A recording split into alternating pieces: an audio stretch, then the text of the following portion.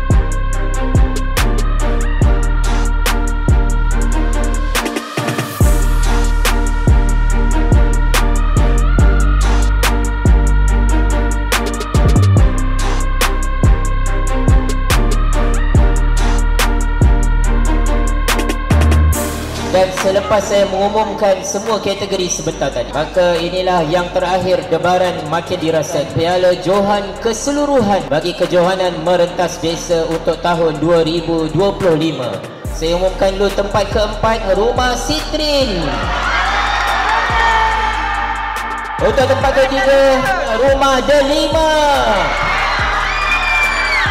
Maka rumah yang belum diumumkan ada dua lagi, antara Firuz atau Zamrud, siapakah yang bakal menjadi Johan keseluruhan untuk tahun ini? Johan untuk kejuaraan Merentas Desa 2025 tahun ini. Saya umumkan Rumah Firuz. Ini bermakna Rumah Zamrud adalah naik Johan. Ini bermakna satu kejutan yang luar biasa apabila Johan tahun lepas menjadi tempat keempat pada tahun ini. Pepatah ada mengatakan tidak sentiasa kita berada di atas.